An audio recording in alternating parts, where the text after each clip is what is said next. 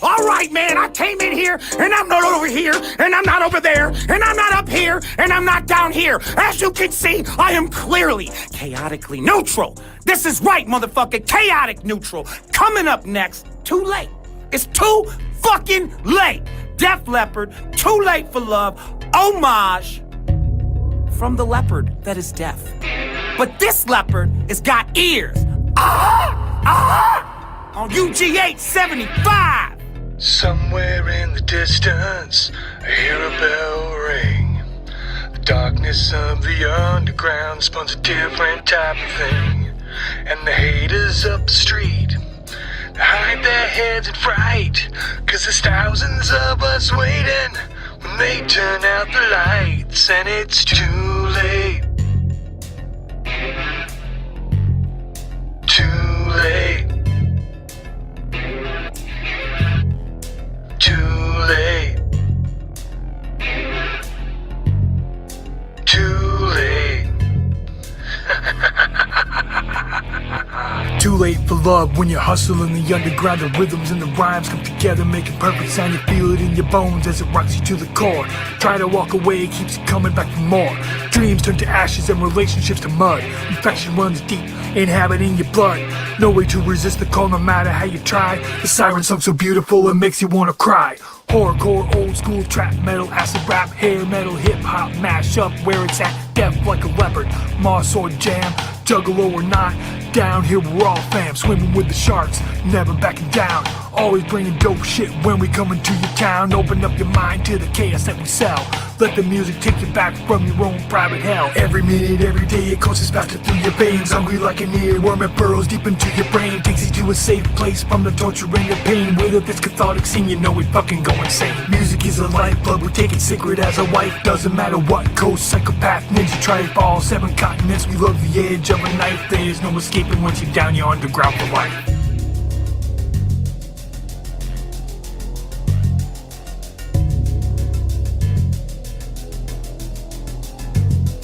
Standing on the trapdoor, no fear from me and you. The backstage full of clowns, they've all paid their dues. And the haters over there, they think they're pretty cool. But when their show is said and done, they always lay in a pool, and it's too late.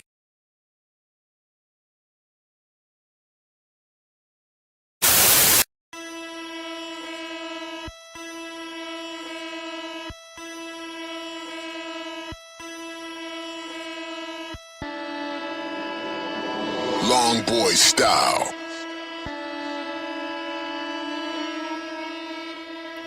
Jump, jump, jump, come on, jump, jump, jump, come on, jump, jump, jump, come on. Middle of summer, we getting dumber. Jump, jump, jump, come on, jump, jump, jump, come on, jump, jump, jump, come on. Middle of summer, can't get no funner. Midsummer, summer, summer, summer, mid-funner, funner, funner, funner. You wanna go and find something creepy? Randonautica showing you some creep. Get the heebie-jeebies, believe me. Come and write your article about our society. Wanna go backpacking, start rapping, cell phone tracing, tracking, huh? Now you're off track, lost of laughs, action packed, boom boom, stack it right in your ass. Watch my lips crack from the witchcraft, patio extension, chairs glass with the mix match. Oh my. Eating a bowl of soup on the grass in unison. What in the white people shit? Let me jump out of the flick quick. Devil worshipping, trying to be slick. It was the pubes here for me, dog. Smoothie straight mud. Oh lord. They got pissed cause I pissed on some bark. Most of my homies disappear after dark. We don't got a whip, they couldn't have gone far. Feel like I'm in a family crisis like Scar. Back to the backyard with the map hard. You are here with no car. Complimentary drugs, trap star, spooky vibes, call it Gengar. But never forget, that God isn't finished with me yet. So go ahead, place your bets, won't break a sweat. I'm on checker, mic check. I wanted to come and explore. Outside I'm figuring more. Now we're outdoors And really, I'm not so sure. Did I just see a witch up in the lighthouse? I'm fucking a mermaid, man, I thought it was my spouse. I just wanna make that one video for clout, so I jump and scream and shout and tell you what I'm all about. Jump, jump, jump, come on, jump, jump, jump, come on, jump, jump, jump, come on. Middle of summer, we getting dumber. Jump, jump, jump, come on, jump, jump, jump, come on, jump, jump, jump, come on. Middle of summer, can't get no funner. Midsummer, summer, summer, summer, mid funner, funner, funner, funner. You wanna go and find something creepy? Randonautica showing you something creepy. Give you the heebie-jeebies, believe me. Come and write your article about our society. I feel like I'm on a Manson trip, like a blackout bad acid trip. I'm frantically seeing dragons and shit, like a crack addict with a nap for a bad habit. Imagine being downtown with Bob Saget, dancing around with a bunch of fat kids. I'm a magnet for maggots on some swag-ish, and these goofs just be laughing.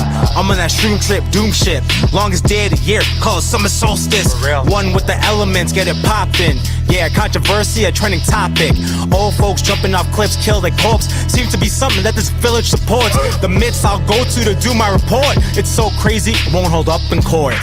You look stressed out, drink some tea. This will help you find your inner peace. Everybody's laughing, but not at me. They high as fuck and giggity. We just want you, what, to be the queen? Chill with Troublemaker on the scene.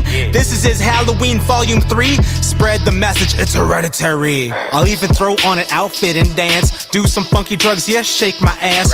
With the right person, the shit can last. Juggalo shit down with the bloodbath. Eventually, we'll walk our own paths. Walk. Eventually, we'll walk our own paths. I'm heaven, she's hell, but opposites attract. Ladies and gentlemen, you are here at F69 Fest, where you will get your chakras right back in order with God, and you will find your spirituality to stay woke. Open your mind. Going head first into a dead verse. Desperate measures, your head hurts. Less clothes, no skirts. Head says the feathers, the textures, experts and experts in fields with feels like deserts. Yes, bitch, you'll get your just desserts, just the way you want it, well deserved. But right now, you at F69 Fest. This is my conquest show in progress. Clown shit and tons of nonsense. This is my stage, this is my tent.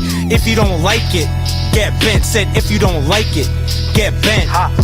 Bent.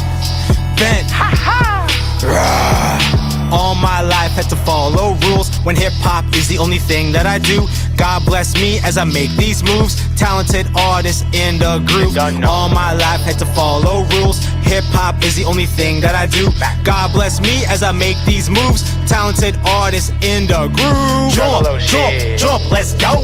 Jump, jump, jump, let's go. Jump, jump, jump, let's go. Middle of summer, we getting dumber. Jump, jump, jump, let's go. Jump, jump, jump, let's go. Jump, jump, jump, let's go. Middle of summer can get no funner. Midsummer, summer, summer, summer, mid funner, funner. You wanna go and find something creepy? Randonautica showing you something creepy. Give you the heebie-jeebies, believe me. Come and write your article about our society.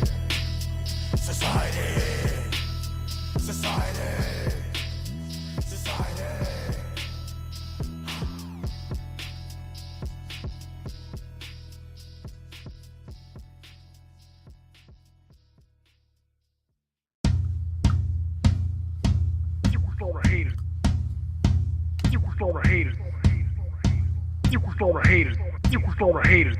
No haters, back like we never left. Breaking down the doors in your mind like a psychopath. Run the halls screaming, hatchet wielding, screaming decaf. Got you running circles, bet your ass to say no decaf.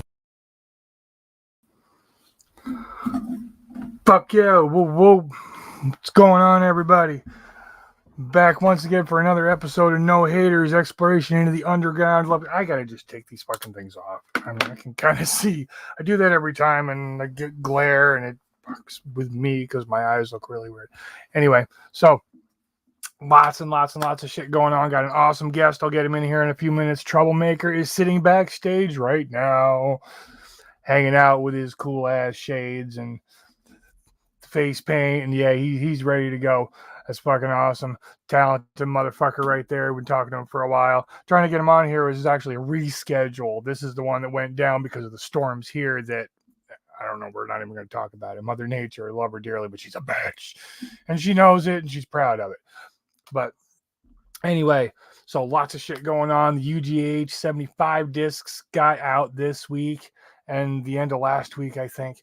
Absolutely awesome track list all the way through. Jimmy Madrox's hosting. If you haven't heard it, hear it. I've got a bunch here. We can talk about that shit later though, another time. Right now we're just going to do this. It's not really my night. I'm here, promoting shit, whatever. But speaking of which, Buzzkill Odium's doing a music video. He's looking for help. Find his page on Instagram. Go talk to him. I will spread that shit around, and we'll put that on No Haters on the website. Get it going. Yeah, I know I move around a lot in the camera. I'm not sure it's right. It's weird because it's right here, and I think I should be looking at it, but I keep wanting to be looking down here and whatever. Fun. Anyhow, what was I saying? Oh yeah. So UGA 75 is out. He's working on 76 now. It's a different theme. Go follow Underground Hustling. It's Intrinsic. He runs that show. Really, really cool dude. I got on the last one, obviously. I'm gonna try and get on the next one. We'll see what happens. A lot of shit going on, but again, lots and lots of stuff going on. Concert season is in full swing. Everything's pretty much opened up completely again. It is what it is. So, music season in full swing. Lots of shit going on. Had a couple of good shows recently. We were down at the Raven for the Maniac Max Memorial Show. That was a really good show. A lot of really, really good guys on there and girls. We got to go down. It was a long trip, but very, very well worth it. There was another show just recently. Was it yesterday? There was a couple of them, but one in particular happened over in New Hampshire. It was Casket, who, as far as I know, is going to be here this next Saturday. Casket the Monster, and Ermac, and a bunch of other guys. Green Mountain Boys, locals from around my neck of the woods.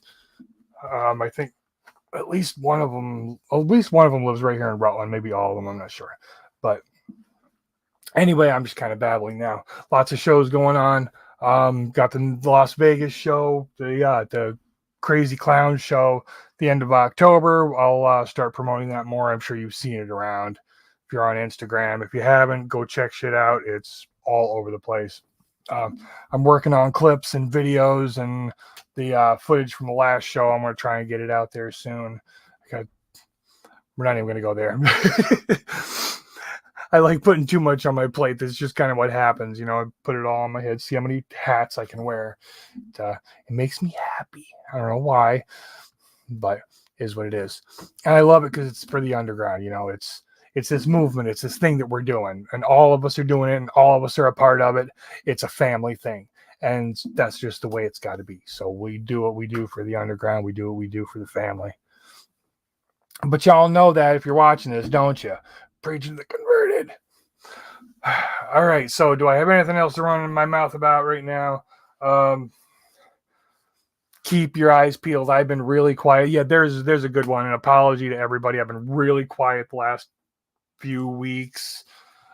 We got back from Vegas and I did the 2HK show, and we're supposed to do this again, rescheduled, but beyond that, I've been not doing anything on Instagram or anywhere. I've been kind of working and sleeping and whatever. So all apologies for that. I'm going to get back into it. Is what it is, but I'll get everything that I've got running done, and you're going to see a lot of shit coming soon. A lot of new music, a lot of videos, both from me and other people. Just so much stuff. I can't even really tell you about most of it. I can tell you I got one really new fun track that I kind of played for a couple people the other night, and I have to tweak it a little bit, but I think you're going to absolutely love it. I do. It's one of my favorites so far. And it's hilarious, but at the same time, it's like, so yeah, y'all are going to love it. Just because I do. All right, so I've babbled enough. Let's get him in here. We got the man of the hour, Troublemaker. Yo, whoop whoop. Whoa, what's going on, brother? Yo, what's poppin'? Hey, everybody that do not know me, I'm your boy Troublemaker the rapper. I represent Float 69 Studios, and I am blessed and honored to be here. No haters. Thank you, Chaotic Neutral, for this opportunity. Yes, sir. Sweet, awesome. Yeah, it's good to have you here. I know I've been trying to get you on for a while, and schedules, and then the fucking storms here and whatever. We're supposed to have thunderstorms again tonight too, and they're not here. It was supposed to have been pouring rain by now. But... Kaboom, yo, that black rain, man. Yeah. See, exactly. You got it. So your weather's got to be just about as screwy as mine. You're up in what, Ontario? Yeah, man. So out in Ontario, I reside in Thornhill, Ontario. I don't make this up, man. That's one of the coolest things about the name, yo, Thornhill.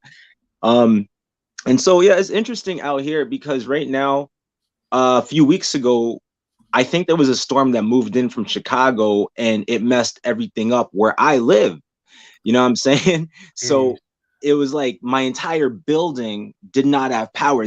I honestly wish this was one of my music video sets, but the truth of the matter is we just didn't have no power. Like this thing looked like, I don't know, like Silent Hill or something when I showed up, just pitch darkness. Not even the emergency lights worked, you know?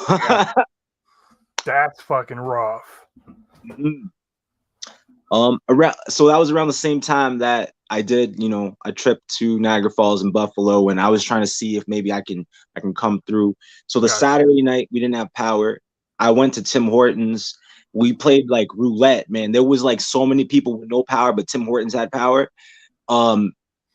So it was pretty much like, yo, who's gonna like finish using an outlet so I can sit and charge my shit? You take turns on that. Yeah, that sucks. But I mean, you get it done, you do what you got to do. I had when I was a kid for a while, I tell people I was dirt poor, and when I was living with my mother, I actually was literally dirt poor. A lot of people think, "Oh yeah, we didn't have no. Our floors were made of dirt." Shit. So yeah, rugs on top of the dirt floor. It was one of those situations. But so we lived 2 miles up a dirt road with no electricity. And I learned at a young age how to deal with that and how to get around it all. And my stepfather, for being, we get all kinds of conversations. He's a very, very smart man. He really, truly is. He's not a genius, but damn close. He figured out, architected. I wanted to say something really stupid. That's not really a word. I'm an architect, like George Seinfeld. He engineered this whole thing, though. This house he built a round house. He actually went up in the woods, cut down trees, cut them to the right length, skinned them, coated the bottoms with creosote, sunk them in the ground, wrapped it in black plastic and telephone wire, insulated it with hay, and then couldn't figure out why the house burned down. Did I mention the wood stove in the middle of the house? The wood stove actually being a 50-gallon oil drum that he burned out. And don't get it wrong, it was an awesome setup. It was ingenious. Yeah. The wind blew the wrong way that day. It was like the perfect storm type of shit. And it was just blowing the wrong direction. Happened to catch the one little dry patch that wasn't covered by something on the roof. And shit, man. Yeah, it was bad. They managed to get the propane tanks away from the house. It was weird because there was only 3 things that survived that. Everything else was charred and like ruined. A plastic jar of Vaseline still in the box. The box was charred and soaked by, when the firefighters finally got there. But 2 miles up a dirt road with no electricity. And then they had to get back a good 1,000 feet into the woods, this tiny little path to get. They weren't going to say, but there was absolutely no way. But they did try. But so this Wait, they tried to save the Vaseline? the Vaseline was untouched. The jar was What? untouched. The box was fucked up. There was a necklace that my great grandmother had left to my mother when she died, that she had in a box in her dresser, and everything else in that dresser was ruined. The box, once again, was charred and wet, and the necklace was untouched. The necklace was perfectly fine, 100%. And the third thing blew everybody's mind, because if it hadn't been untouched, there would have been all kinds of other issues. Because there was a 5-gallon, one of the metal 5-gallon cans of gas sitting out in the outer ring and the porch area that expanded to its outer limits but didn't blow. Whoa! Like what the frig, man? What? Yeah, it was insane. It really was. Yo, your great grandmother on the other side, just like, nope, nah. Yo, see this jewelry right here? Nah. Fuck Yeah, you, no, fire. that's No. But damn, yo, that y'all like miraculous that, like, you know, everyone's alive. Like that shit that is insane. I've never actually heard a survival story like that. So yeah, no, I'm glad everyone's good. I know this happened like a while ago, but damn, dude, that's mad nuts. Yeah, it was absolutely fucking nuts. But anyway, I don't even remember where I started this conversation. We're talking about being dirt poor and the electricity thing. That's right, the electricity thing. So I mean, we rely so much on it today as the part of the problem. You know, everything is electronic. Our phones are basically little computers that we roll around with all day, every day. And guess what? They have to run on electricity.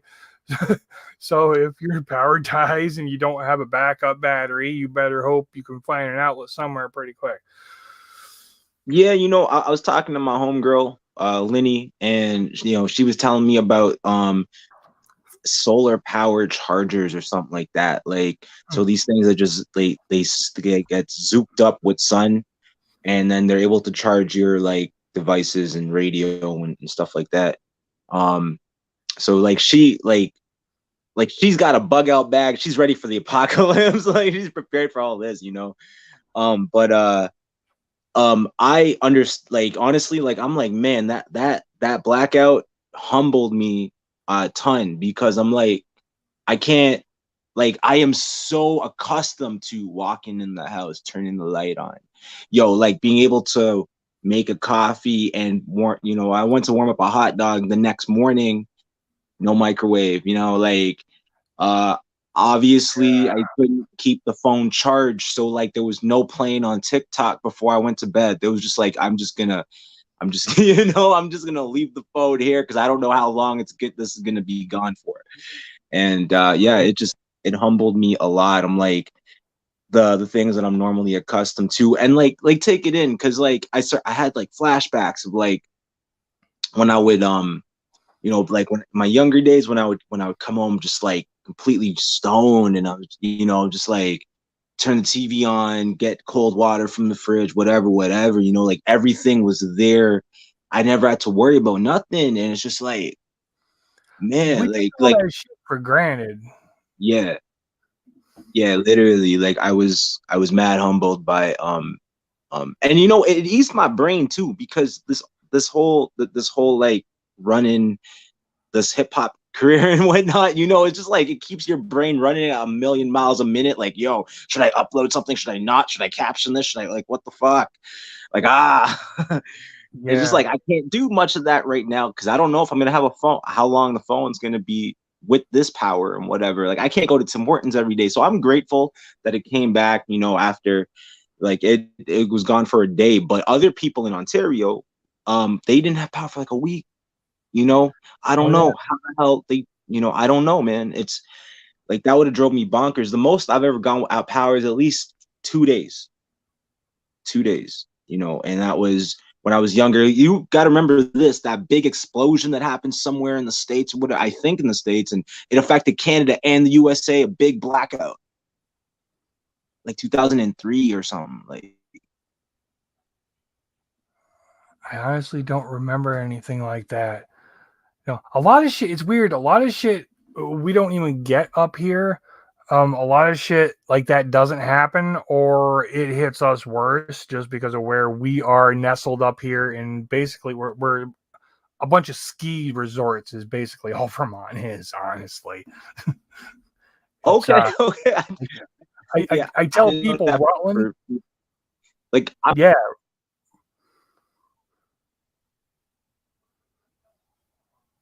like I'm in the city, right?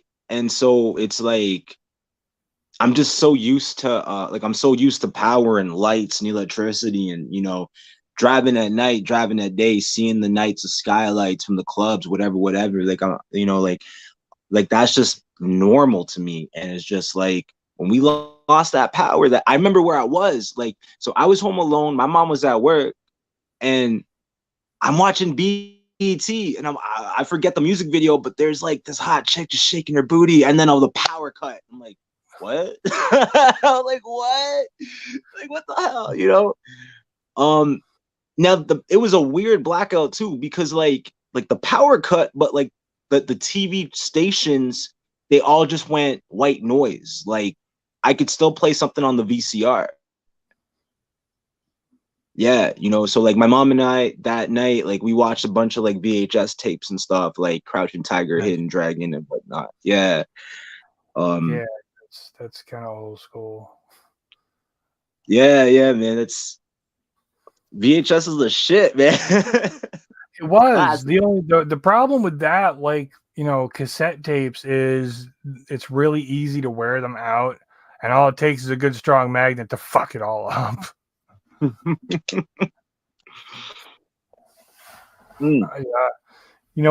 was kind of more pure back then too. So, I mean, I sometimes I miss the simplicity, and sometimes not so much. I like the way things are now. I'm with you. You know what? Like my issue with like things is I'm not a big fan of updates, because I grew up, if something is not broken, don't fix it. I don't like this new Instagram update. I liked it how it was before. Yeah, it's gone through some shit just since I've been like really dealing with this, and it's only been a little over a year. Actually, June 1st was a year that I've been like doing no haters. So congratulations, and we're going strong. Oh yes, sir. Whoa. Fucking, that's the power of the underground right there. For real. I didn't think I was going to be doing this shit that long. I was just like, all right, this is cool. I just want to help some people, and it blossomed into this shit. Yeah. You know what, man? Like it comes from the heart, man. Like it's in your mind, but it comes from the heart. And you know what? Like one of the major components is that it is like so you started it, and it's like a drug. It's like you got that hint, and you're like, yo, I want to do this more and more, bro. And that just keeps connecting you with the correct people that want to take this seriously. Yes, exactly. My circle has grown. It's weird how my circle has grown since I started this a year ago. And then everybody, and it wasn't, again, it really wasn't the purpose. The purpose wasn't for me to get a whole bunch of followers and for me to be doing all this and, people actually know who I am. That's kind of disconcerting at first, just saying. It's like, how do you know me?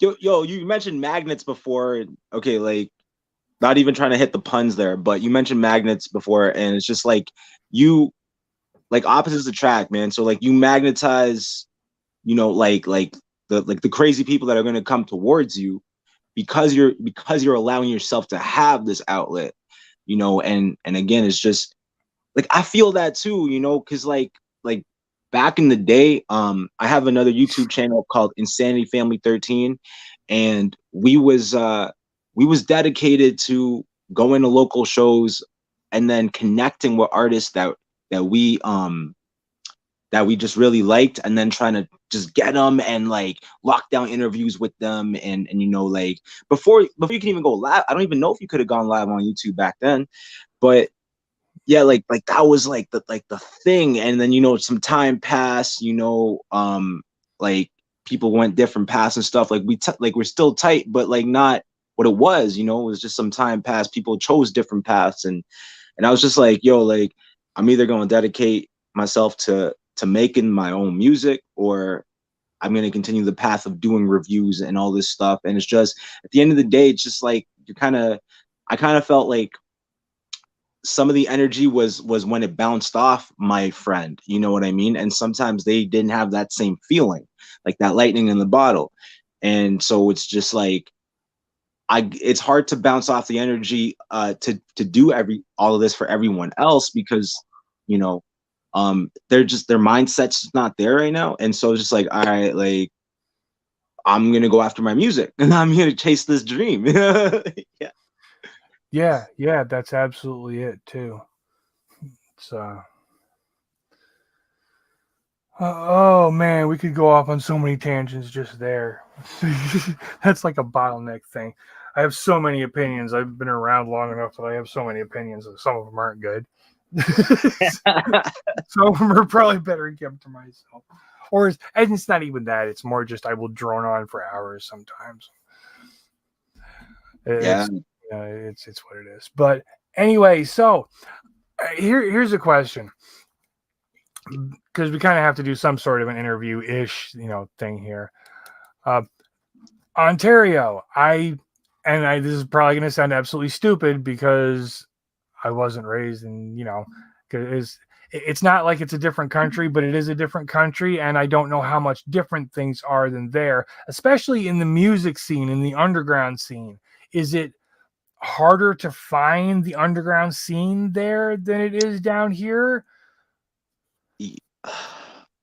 Okay, so that's like a yes and a no, because there's like sub underground scenes, you know. Like okay, so I'm in Ontario, and technically I'm in Thornhill, but which is like a 5-10 minute walk away from Toronto. You know, so when we think of Toronto underground hip hop, we're not starting with like Juggalo, horrorcore, nothing like that. We're talking like street shit, gang shit, you know, like straight up hustling, trapping all day, you know, like these people that live about it and be about it, you know. Gotcha. So it's just that those are like the major components of the I guess the underground scene. Because I say underground scene because like we don't really even have like a proper, like back in the day we had much music, which would do music videos and sometimes bring on artists and stuff like that. But like Much Music just went through a revamp, and so now they've combined with TikTokers that built their own names, and to be like the new VJs of Much Music. So they're trying to come back and reach out to other underground artists. I might go off on 3 different lanes, but so basically, all right, thank you. So basically, like the underground scene has its own lanes. Let's put it like that. And you know, so there's just like there's like the street hood gangster type shit, you know, Toronto man's them type thing, and then there's like I would consider myself part of like the subgenre of the dark side of the six, the horrorcore, more like type, you know, where like we're talking about demons and ghosts and horror shit and whatnot. Also, like, you know, but for me, I also like to say like I'm an entertainer. Like that's what it boils down to. Like I'm a juggalo that raps. I just don't stay on juggalo topics. Like I'll go all over the map with it. And so I got lucky, man. To be honest with you, I got mad lucky to find some of the underground artists that I indulged in and went and locked down interviews with and stuff like that. Because I started like basically I wasn't even trying to get on a show. I didn't even know how to do that at one point. All that was really going on was I heard Cottonmouth Kings was coming to Toronto, and they were doing a show with Swollen Members. And I'm like, yo, I love Swollen Members. And around that time, I was just getting into smoking weed, and Cottonmouth Kings was like one of the biggest influences that played a role in that. And I was like, this is gonna be a dream come true. You know. And so I'm like on the Facebook page, I'm like, da, da, da, like how do I get tickets for this? You know, like this is cool. I don't like, will it be on Ticketmaster? I'm not sure. And then like I got hit up by Matthew Almeida, who is a ticket promoter. Not sorry, more than just a ticket promoter. Like he, you know, like he's a venue owner, he's a promoter for shows and whatnot as well. So he's a guy that that helped open the door for me. Him and Steve Hogue, who they work together in promotions. And Steve owns the Rock Pile here Toronto, I guess West Toronto, Etobicoke.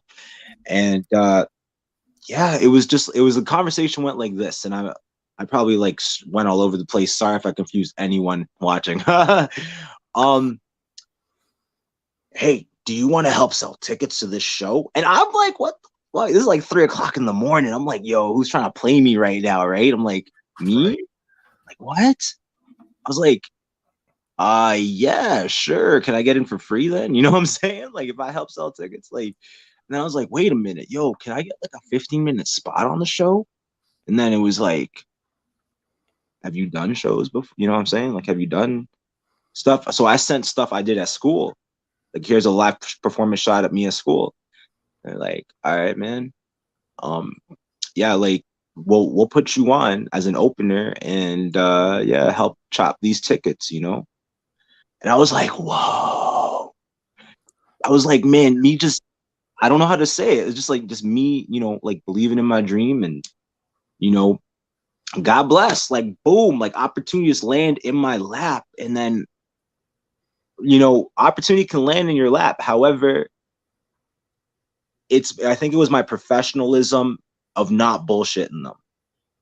I sold what I could, and the show sold out itself. So I didn't have to, I technically really couldn't like sell additional. So like they sold, like a lot of tickets sold, like it was nuts. And so they're just like, yo, man, like the remainder tickets you have, you hand them back. So like I sold a few, you know what I mean?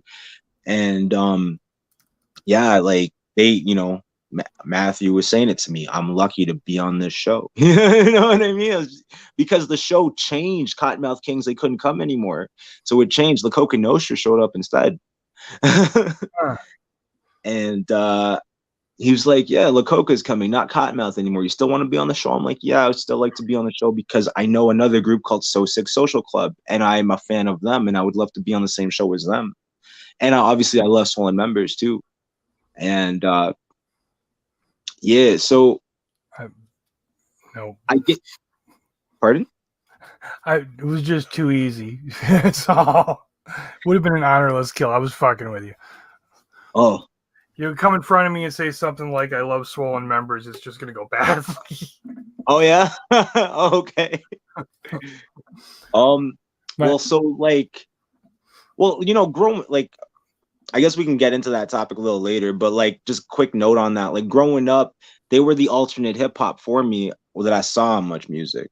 When I saw I'm them, not talking about the band. I'm not talking about the rap group. It was a joke. I was being oh, okay, yo, that flew right.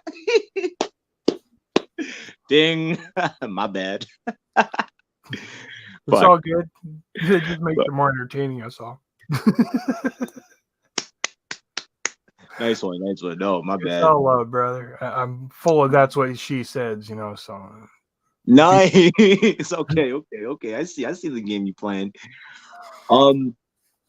So I guess like to simple it up, like if it's meant to be, it will be, you know, because like when I went to watch a wrestling show when I was at school, because they showed up at the student center, I was wearing my ICP hoodie, and Voodoo Drew from So Sick Social Club spotted me in an ICP hoodie. I didn't know him at the time, and he was like, yo, man, we're down with Juggalos too. Please check out our sampler. He gave me the sampler for free. And then I saw them when they opened for Boondocks and Blaze. That was my first ever Juggalo show. And then you know, like I connected with them so heavy from that point because their stage presence was phenomenal. They had half naked chicks, they had super soakers of Jägermeister, they had a machete, like they had a devil, you know, like they had choreography for like a horror rap. They had choreography and shit too. I was like, I'm blown away by what I'm seeing right now. This is insane, you know. Like I want not to be them, but like they inspiring me to push myself for that creative level. So yeah. So yeah, if you believe it, it will come. You manifest it, you know, like you want it so bad, and what you're looking for is out there, and you know, it will come to you. As far as the underground scene in Toronto, Ontario. Yeah, no doubt. That doesn't change. That's the same thing everywhere, which is, I mean, that's just a constant of the underground. You know, like I said, I've been in a few different metal bands, like garage bands over the years, and nothing ever went anywhere. You know, it's like okay, I totally forgot. Didn't even think about it. You know, make a Bryan Adams reference, and I remembered, oh yeah, he's Canadian. But summer '69, Jimmy quit, Jody got married. That's just the story, you know. Nothing ever. When you're growing up, and then suddenly everybody's got families and careers, and they're working, and they have girlfriends or wives and kids, and it just everybody drifts away. But Yeah. Like when I randomly just bump into old friends from high school and stuff, like on the subway and stuff like that. Like my one homie Danilo, he was like, yo, I was just talking to Brandon, and like we were like saying, like, out of everyone that left high school, you said you were gonna be a rapper, and you're really making it, man. You never gave up. And I was just like, you know what? It's just in my soul, it's in my blood. Like I just, you know, it's just like, yeah, I didn't want to quit. see, and that's what sets us apart. You know, I've got yeah, because like I was saying, I started out with the metal bands, and then family happened and all that, and I got out of it, and I DJ'd for a little while, and I was doing this for a little while, and that for a little while, and I got with Bradiful, and she turned me on to the Juggalo scene. You know, I mean, I knew ICP existed, I just hadn't really delved into it. I liked them, you know. I'd only heard a few things. I had Ringmaster, and it's funny story. A buddy of mine had a not really X-rated, but he had a let's just say an erotic video of sorts that he wanted me to edit and put to a certain song. Wax Museum, actually. All right. So I'm not the type that goes and, all right, I'm just going to grab one. So I grabbed the whole album. I listened to the first song, and I'm like, all right, if I like it, cool. I'll just, you know, grab the whole thing. So I had Ringmaster. I hadn't really gotten deep into it. Well, I got with Bradiful, and she turned me on to Twisted, and a little more onto ICP and into Boondocks. And a kid that I was training, he was my partner for a while out on the road, was actually knew her anyway, but he was a Juggalo too, and he got me into listening to Gorilla Voltage and more Twisted and Boondocks, and getting deeper and deeper and deeper and deeper and deeper into the underground. And again, you know, it blossomed into all of this. It's like music has always been in my blood. I have so much writing laying around that I don't even know what to do with. I'm going to have to go through it at some point and see if I can't put it to something, because I hate for it to just sit there and go to waste. Yeah, she created a monster. She can take full credit for that one. Yes. But, you know, now I can do something with it, and it feels like home. Not just doing this, but everybody, you and that whole crew, and Enoch, and HOF, and the whole No Haters gang now, because that's kind of what it's evolved into. You know, there's a page full of No Haters alumni at this point, everybody that's been on the show. and it's just, I love all of this. It's the whole family thing, you know. Yeah, last year was my first gathering, and everybody told me it would be either a spiritual experience, like a family reunion, or both. And they were absolutely right, because it was both. It was an absolutely amazing thing, because but that's the power of the underground. That's what we've got going here. That's where we're set above everybody else. Fuck the mainstream. Fuck the haters. They can be the goddamn lemmings if they want to. They're all welcome to jump off a fucking cliff. I will film that shit like I'm working for National Geographic. Don't fucking get it wrong. I'm not going to necessarily hate on them, but I'm not fucking around either. I will watch and document this shit, and we're going to see, this is what happens.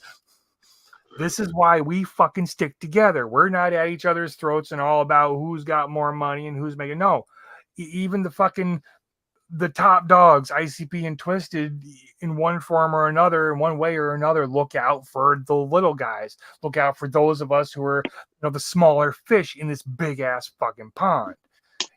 It's all about family. And there are squabbles, and this one doesn't like that because they don't like the music he uses, and this one doesn't like that, and this one did this, and this one's like the ass hat of the family. He's the one that's going to pull the drama shit here and there and everywhere. But when it comes down to it, it's still different than a regular family. I can attest to that.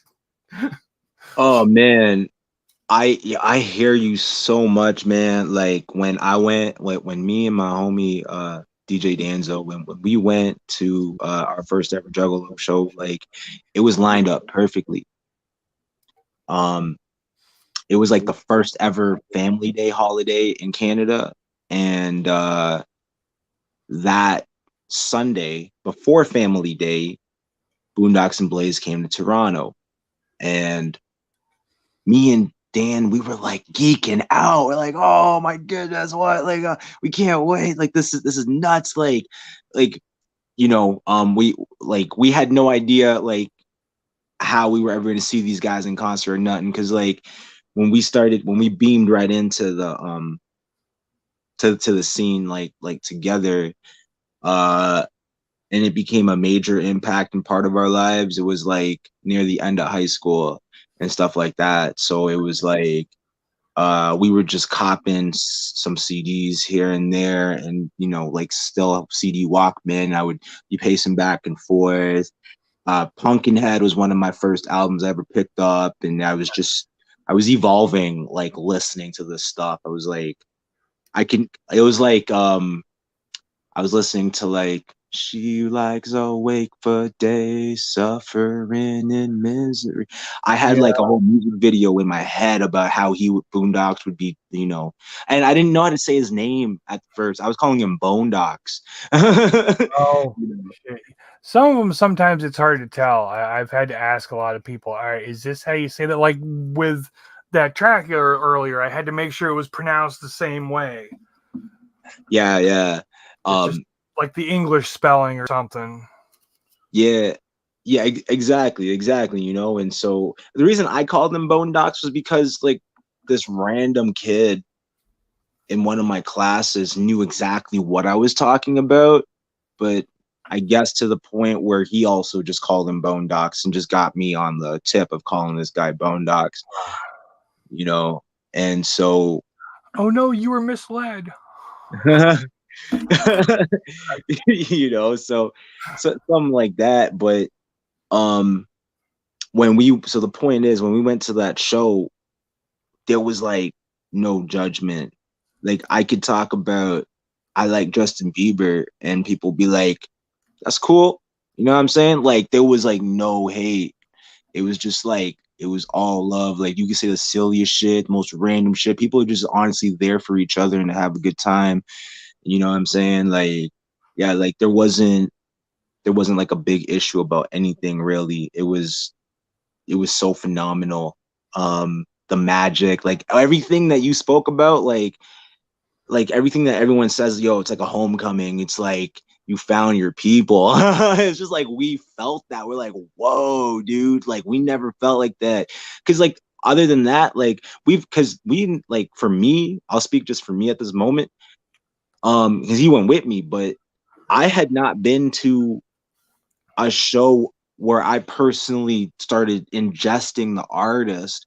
You know, I've been to variety shows called like Summer Rush and stuff, like where I saw like LMFAO and Justin Bieber, like I mentioned, like I've seen him at Summer Rush. So like these are shows that are like variety shows, like the artist will come out, do like 20-minute sets and then dip, And so like I haven't been to a show where like, oh, I'm so indulged in this artist. Like I can go and I can repeat his lyrics back to him and dap and get a props and stuff. Like this felt divine, man. When I saw Boondocks, like I was like, woo! it was like a dream come true. It was like, wow. Like, and Blaze was there, like I said, he brought the ROC too, and they sung "Oh Canada" and stuff. Like it was cool.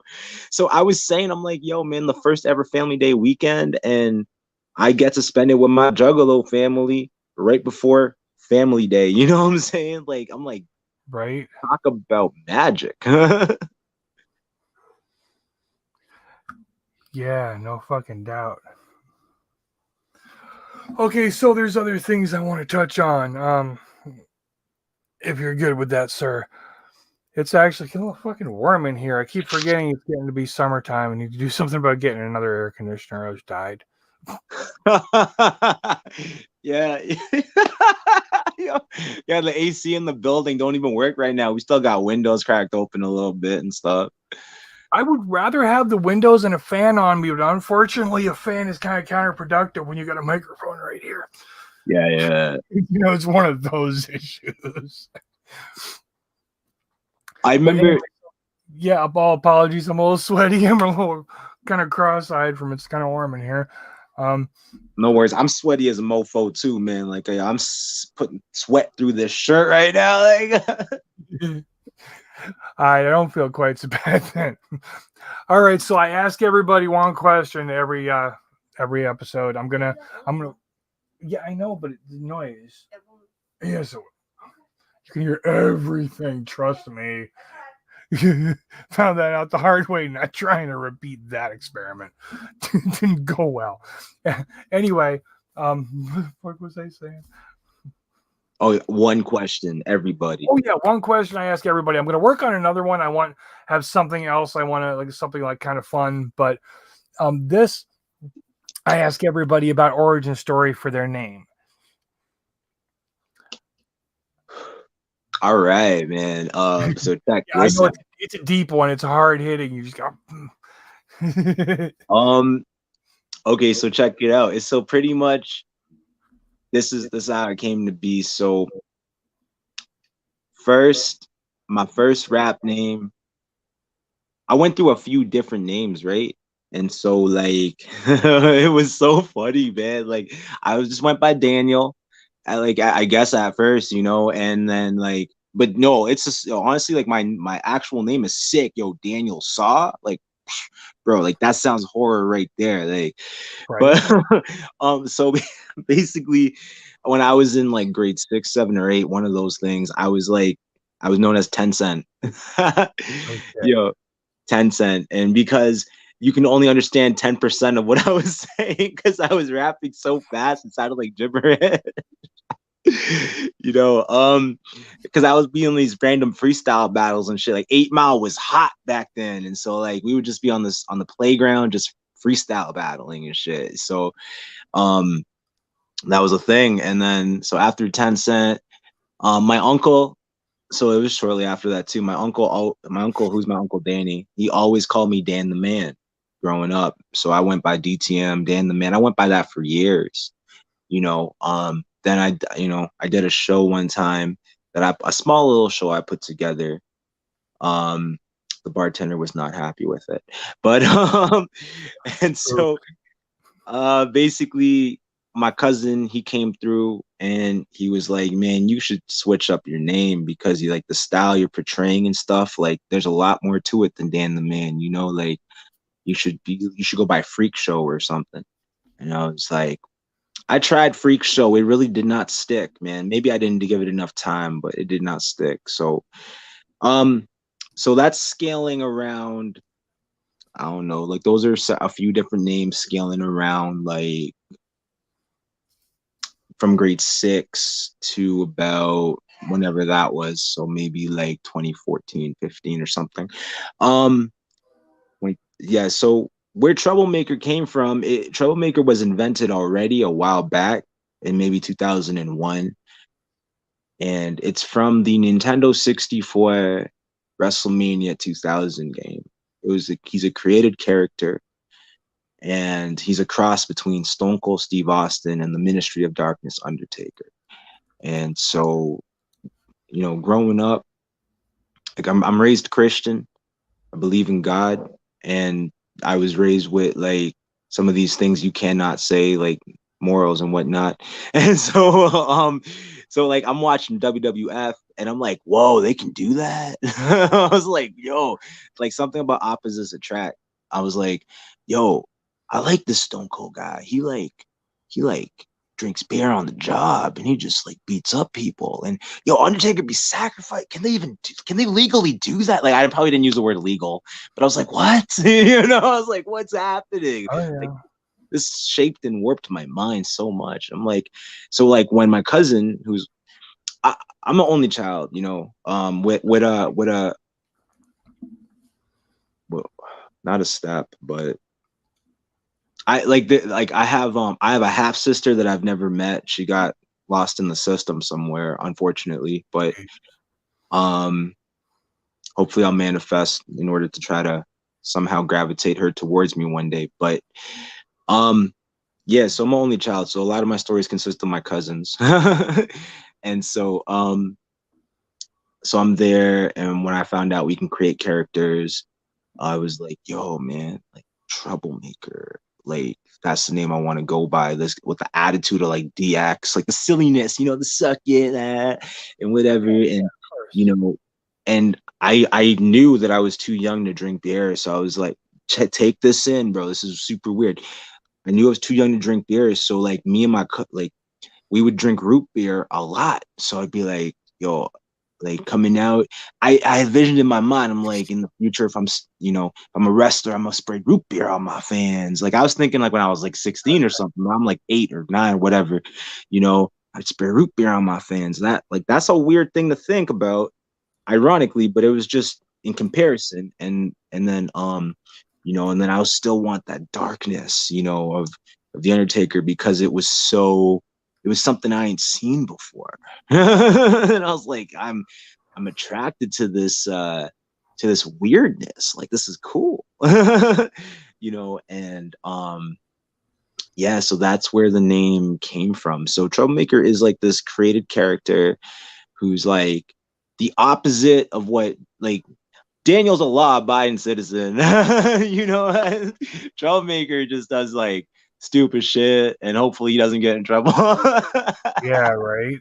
Yeah, like it's funny to say that, but it's like for real. Like you see me at the shows, I'm the one making a lot of noise. I'll be whooping in the parking lot, inside, banging on the table. Like I'll do the Triple H thing, the DX thing for fun. Like I'm just doing it for fun. I love fun. Like there's a grown ass child in this man. Okay. Yeah. Anybody knows me, like really knows me, will tell you I really am like a big kid most days. Yeah, man. It's just it's late. It's chill. Like I'll eat Reese's Pieces, mix it with gummy bears, drink slushy. I don't know, man. But yeah, so that's where the name came from. Like it came from the WrestleMania 2000 N64 video game created character, and yeah, that's what's up.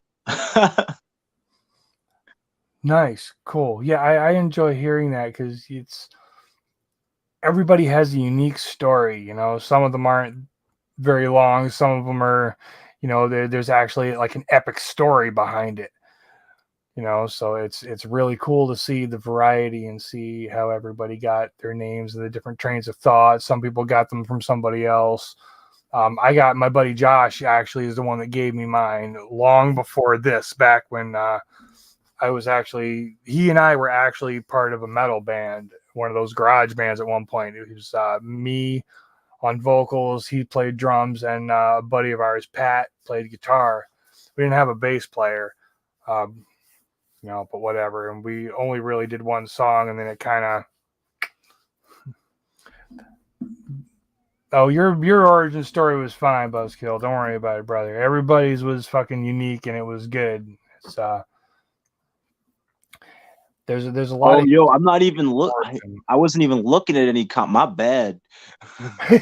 My bad. I'm sorry, guys. My bad. Fuck a Shout bass out to player. everyone in the chat. Oh shit. Sorry. Hello, everyone. No, it's all good. I've been kind of keeping an eye on it. Okay. So, all right. Let's talk a little bit about Midsummer. It was it's an awesome track. It's like I said, I had to make sure I was pronouncing it right because I wasn't quite. I figured that's what it was. It was just like the old English pronunciation or spelling or whatever, which is basically the same, but whatever. So how exactly did that come to be? That was, you know, you watched the movie Midsummer, which, by the way, I have not seen. I do want to see it. Anybody who's into horror, definitely this is one of those. You know, it's on my bucket list now. So how did the track come to be? Okay. So I watched the movie and I just felt like it was I felt like it was a standalone psychological horror thriller, like seriously, like get up in your mind type shit. Like when I was watching it in movie theaters, I was watching it with one of my with two friends. One of them couldn't even watch some of it, literally just put her head down, was like, no. You know, okay, I kid you not. I kid you not. There's a line in the song, man, that goes, eating a okay, so patio extension, mixed match. Okay, basically the punchline is like, what in the white people shit? And like I said that because while I was there live in the movie, I literally saw like this like girl and guy, they were both black, and they got up and they walked out, they stormed out. Okay. And I'm like, as I saw that, I'm like, yo, they're probably going like, fuck this white people shit. Like, what the hell is this shit? You know, like that's how I felt. I was like, yo, I'm pretty sure that's what's going on right now. Like they're like, yo, the movie's corrupt. You I know. don't remember which one it was. I think it was the first Grudge. Me and one of my ex-girlfriends went to see it in the theater, and about half hour into the movie, maybe the first like good jump scare comes, and the kid, oh no, I think it was Paranormal Activity. This kid couldn't have been more than 17 or 18 down closer to the front on the other side. Stands up in the movie theater, he just goes, fuck this shit, I'm out. Exactly, yo, like that shit just makes life. You know, it just makes life, man. And so basically how the song came to be was just like, I'm inspired by the movie, so it's almost like a rap rendition of the film mixed in with some of my own personal thoughts, as if I was there in the Midsummer events, like in the film, you know, like, so like I'm taking the place of like one of the characters, whatever, like, oh, they got pissed because I pissed on some bark, like, so like I'm not trying to ruin the movie or nothing, but like that is something that happens in the film, you know. And then there was like a funny punchline, like, you idiots, that's our master, or some shit like that. Like, what the fuck? So these punchlines are jokes, you know. And the rest of the song came to be because I got that beat custom made by my homie Longboy Style, and just the way that the way that he makes his instrumentals for me, because like we understand each other, he pushes me to become a better me. Like he like his beats inspire me to rap faster, flow better, like think more outside the box of like my upbringing of like sentence murder. Like I'm thinking, yeah, you know. So it's just ever since I met him, I saw myself change in a grow as an artist. And so that's how the song came to be. And then by the end of the song, I'm manifesting F69 Fest, which we would you know, Lenny and myself would, that's the music festival that we intend to create ourselves, make an outdoor music festival, have multiple stages, all this stuff. So you're here at F69 Fest, you're getting chakras realigned back in with God. You're here, define your spirituality to stay woke. It's like, yeah, like, like this is your, like unleash all your demons here and like renew yourself. Like, yeah. So Yeah, that is manifestation at its finest, and the whole tent thing, like, at the very, very end is just like, I wrote that. I wrote like last summer is when I was like, I started writing the song. So I was mastering it throughout the summer, and then I got it like in the studio and released right before Halloween. And yeah, it was just like that was pretty much like to it. I find it interesting. I'm gonna go a little off topic here, but pretty much like I found it interesting. I'm gonna jump into the Bible real quick because I started reading the Bible like chapter for chapter. I haven't finished it in a while, but I started reading it, and in the midst of it, there was this setting in the Bible called the tent of meeting, where they like would do like fire sacrifices and stuff for sins and whatnot. I thought that was really interesting. I had no idea. And like, I'm like, yo, I wrote about this is me, this is my tent before I ever came across those scriptures. And I'm like, word. I was like, word. Okay. That's interesting. Cool. I'm like, my life is very Yo, it's getting really dark. Let me go turn on the light. My bad. 1 second. Yeah, no, you're good, brother. Yeah? Okay. I mean, if you want the light, well, yeah, I'll get to the point where you need it pretty quick, but all right, I'll be like, I'll do it in like 2 seconds.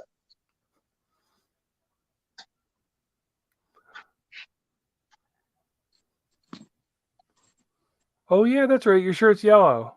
Yeah. All right, I guess you did need the light. That's very different. Okay. Cool. Yeah. So yeah, it's really interesting how my life kind of just synchronizes up, with all that being said. So one extra thing about like how that song came to be is like when I was on Lyrically So Dope Records, my boy Itches was like, yo, you're into this horror juggalo thing. I think what you should do, it was an idea from him. He's like, every single year, take a horror movie within that year or the last couple of years or whatever, and create a song about it. I was like, oh, that's something I can totally do, Right? So like so it was only 3 songs so far. The first one was Hellfest, which was a slasher film from a few years ago, back when Blumhouse brought out the first Halloween. Okay. I kind of felt like Hellfest was the better slasher film within that time frame. Then the second one was Truth or Dare, a Blumhouse production, like movie. And so like my song was just based about the movie. And again, I replaced those characters with me and my friends in the song. And then Midsummer happened to be this one. And that's all I'm going to say. When like for this year that we're working on this year right now, so I don't want to say anything else. See, I've already started like a thing like that. I'm not with necessarily a horror movie, but I'm definitely, and it's something a lot of people do, but I want to try putting out a Halloween track every year, and then we're going to branch off from there. I have so many different ideas running around in my head right now. I have half finished tracks. I have shit I got to finish before. I got a lot of stuff going on. yeah, man. Like the brain never shuts off, I have 2 speeds, overdrive and dead. Really not good. I mean, every once in a while I'll get in the mode where I'm just either so overtired and overwhelmed and I just need to take a day, so I'll just kick back on the couch. Like today, I didn't do shit. I went and got the oil change in the car because I noticed on our way out that I was about 5 miles away from needing an oil change. And I went, fuck, I'm gonna drive all the way down to Connecticut and back. But she took it like a champ. You know, it was all good. Mostly interstate too. I got lucky, but she's a good car.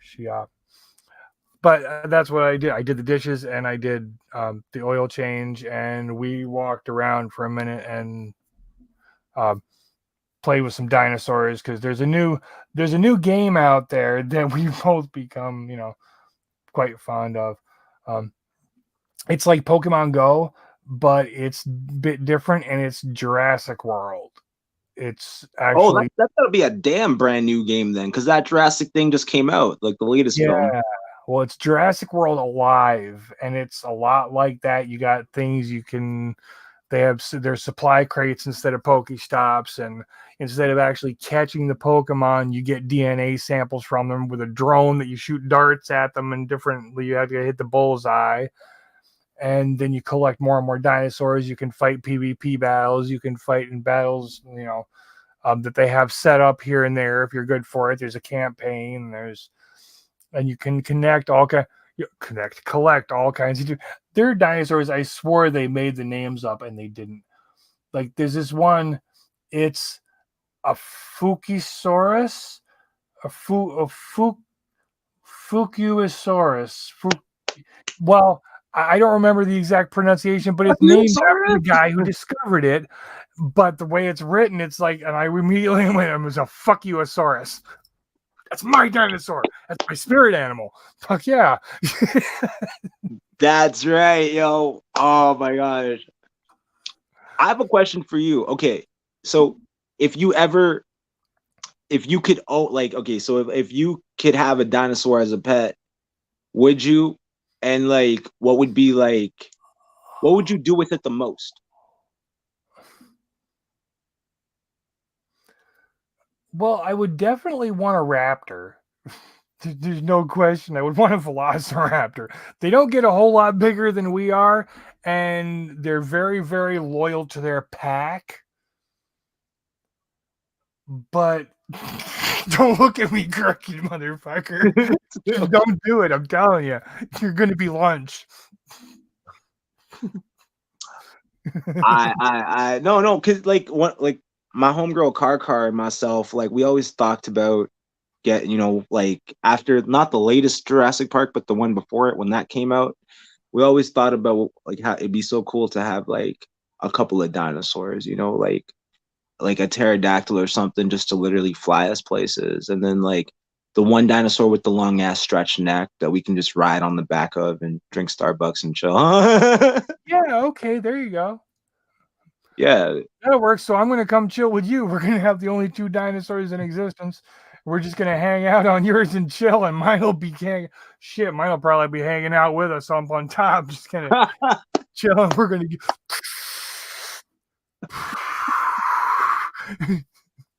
and that's how we're gonna make our hustle like that. Yo, ride the dinosaur, $25 for 10 minutes. Yes. See, and there's a hustle. Oh, and we'll film it for you too.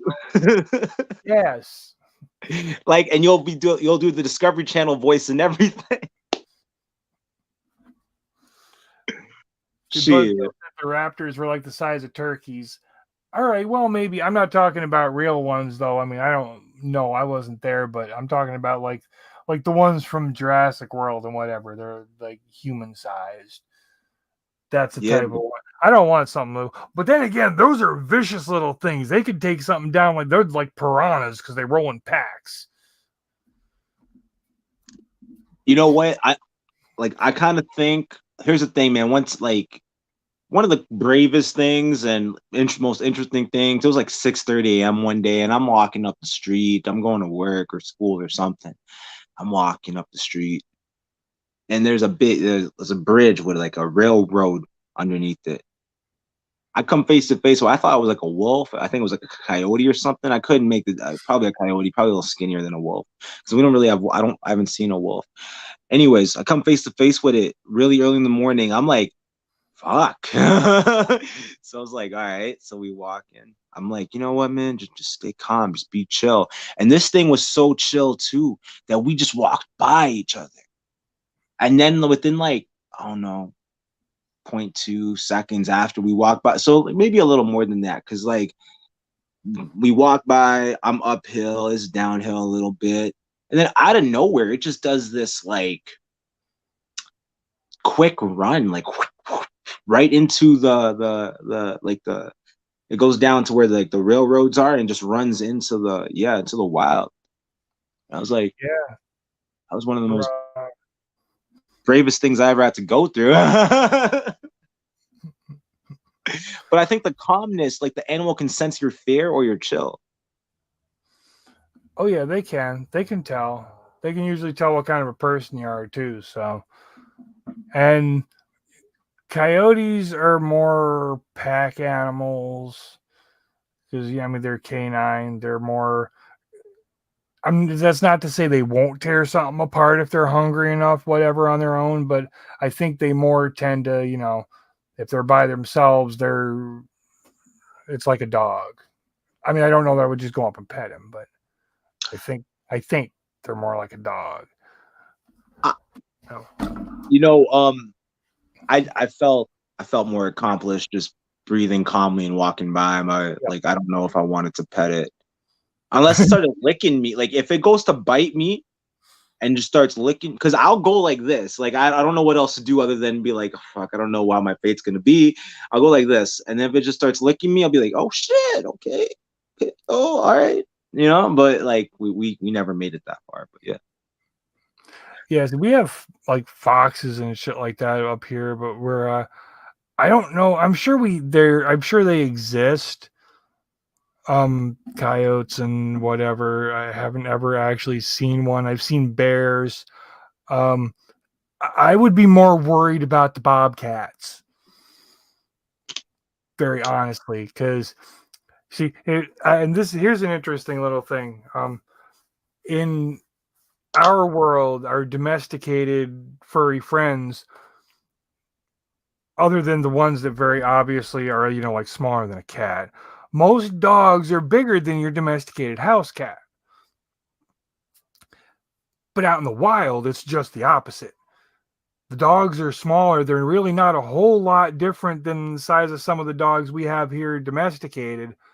But the cats are bigger. And they roam by themselves. I mean, think about it. You got a lion, you got bobcats, or small, they're still the size of a good-sized dog. You got your panthers, you got your tigers. They're bigger than a dog. They will take those fucking coyotes out in a heartbeat by themselves. But that's why hyenas and coyotes and whatever roam in packs. Yeah. For protection purposes, and it's the food chain of the wild, Hakuna Matata, bitch. Fuck. They really out here, like really. Yeah, I'm sure. And then they're harder to find up here. They're getting more brave the more we keep spreading out. But a lot of Vermont is still uninhabited. A lot of it's still mountains. Damn, okay. Yeah, and it's not like there's wide expanses, I know, especially like in the northern parts of Canada where it's like Montana and shit. There's like hundreds of miles of nothingness. But so it's not like that up here, but it's almost like a lot of times you have to go around your ass to get to your elbow to get from one place to another because there is no direct route. And the only direct route a lot of times in the winter time is closed, or you don't even want to mess with it. Like if the weather's bad, if it's snowing, whatever, because you won't make it to the top. Man, I've only been, like from what I can, I've been to the States a few times and whatnot, but from what I can remember, when I was going through Ohio, to, I think, Kings Island. Kings Island is in Ohio. Okay, yep. There's a lot of farmland, like straight, like a lot. Like I think the entire road almost there, like before you hit like a little city plot or whatever. Like it's a lot of farmland, and I was like, I didn't expect this, you know. I like the states. There's lots of forest and farmland, like unless you go into New York City with just a lot of like properties and businesses and stuff. But yeah, that's what I'm noticed. Like Buffalo, going to Six Flags, a lot of forest. And like Detroit, a lot of torn down homes and stuff. What you are crack houses, I guess. But and then yeah, in Ohio, lots of nature, you know. So same with Buffalo. Yeah, like I want to one day just explore the United States and go to different like abandoned asylums and stuff and just kind of vibe. Yeah. You know, I think that'd be so cool. And I want to also hit up like each amusement park. Like I'm a roller coaster. There you go. Maybe Cool. in a couple. We don't actually have anything like that here in Vermont. It's the closest we've got. There's a Six Flags over in New York. There's a Six Flags down in Mass. Okay.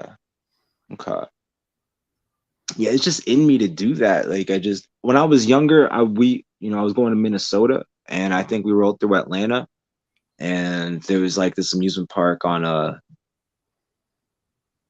there's a casino, and then there's like a beach, and there's an amusement park kind of like, so here's the beach and stuff like that, and it's like on this wooden platform, and there's like one of the rides is like almost like a hamster wheel thing, and you kind of go over the water, and I'd never been on that, and I was scared to go on anything back then. Not gonna lie, I wasn't as brave as I am right now, but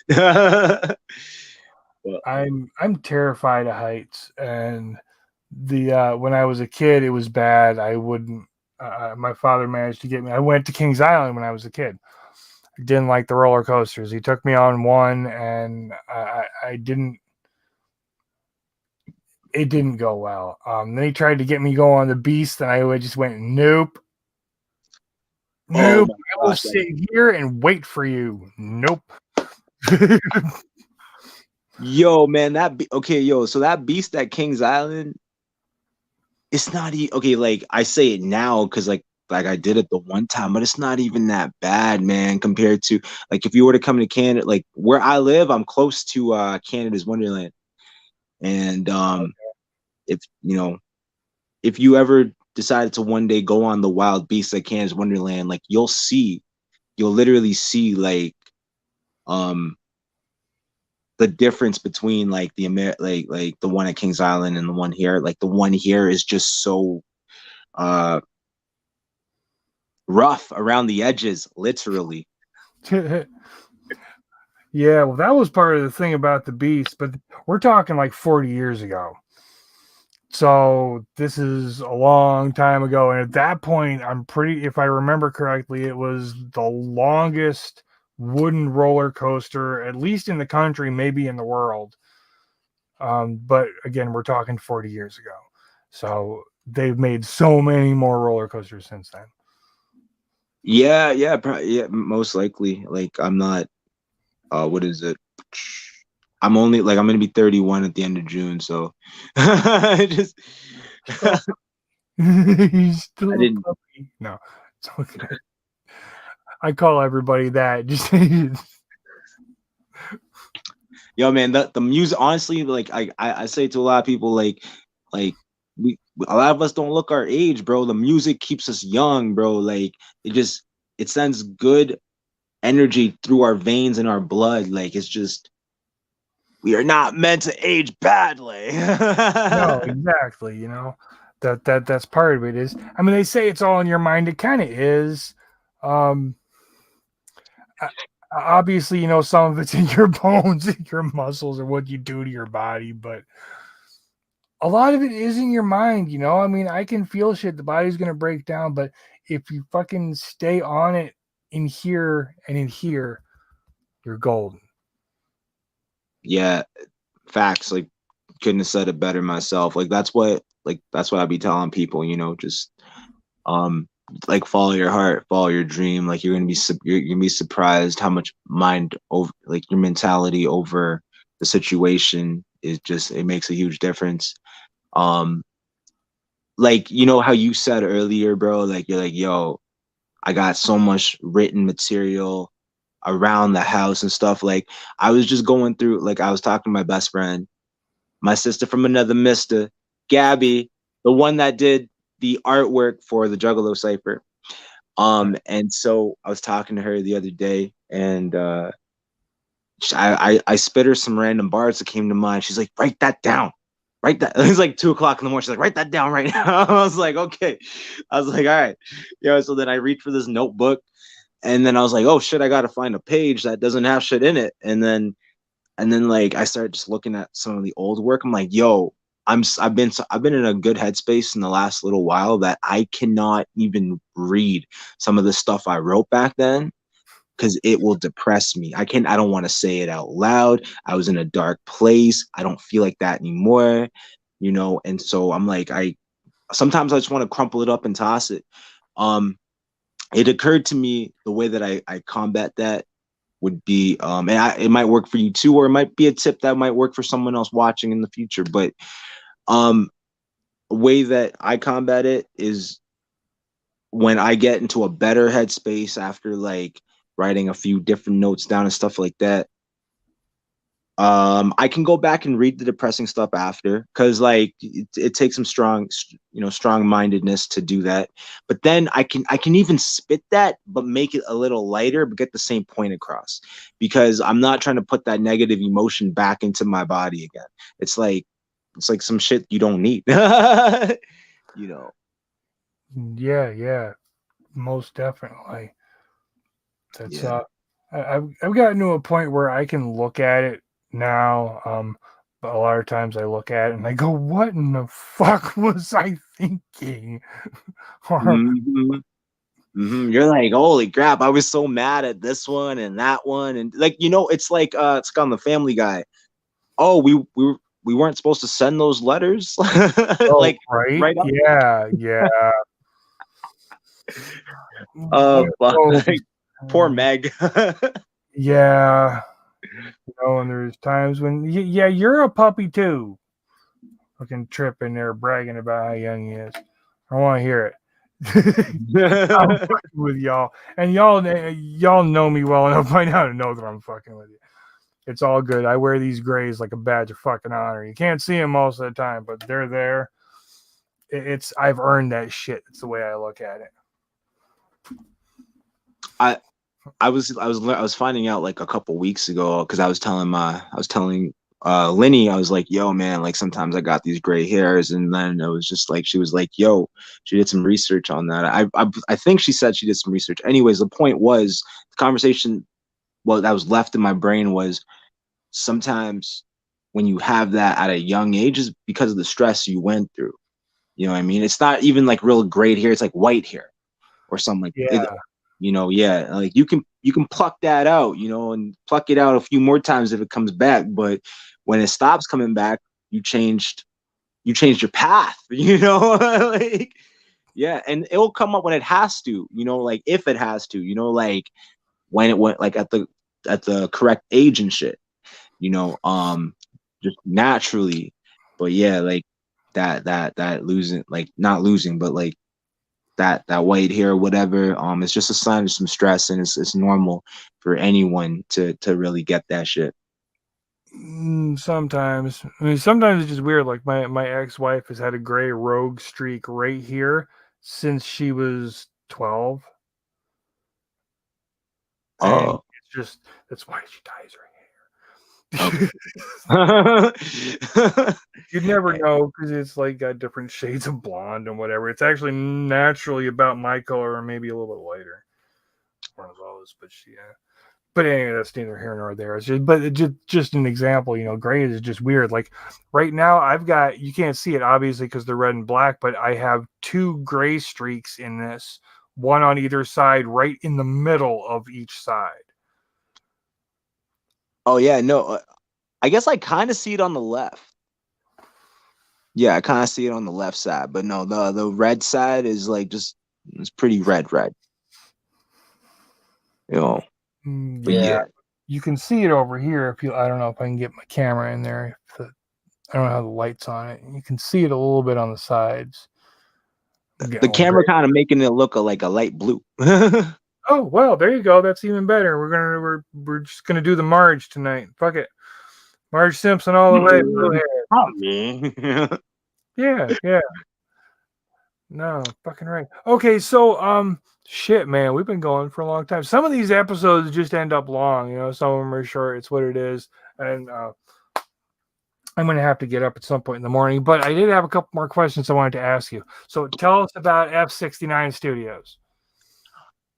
All right, yeah. So yeah, F69 Studios is my label. It's a label I'm a part of. I'm second in command. So basically what had happened there was like I left LSD Records. And then I remained as a solo artist for a bit. And so before I was LSD Records, I was just a solo artist. No label, right? And then like my first time signing was with LSD. LSD was also associated with F69. And so then I left, remained solo. Then I went to Linny. Like she's like one of my besties, And so I was like, yo, I kind of need a second income. Can I work for you? For real. That's how the conversation went. She's like, yeah, you can work for me. And so it's just like, so basically how this kind of goes is like, she will fund, like, so like she's my funding. So like she'll give me money for shows or like to get on UGH or like for features and stuff like that. And all I got to do is just say I rep F69, which I do, And so yeah, like we're an extractment of talents, So like I'm right now one of the more active musicians on it. There's Alicia Jade who so she doesn't do rapping. She does like singing more, and but she moved out to like London, England, and she's still trying to just get herself situated and stuff like that.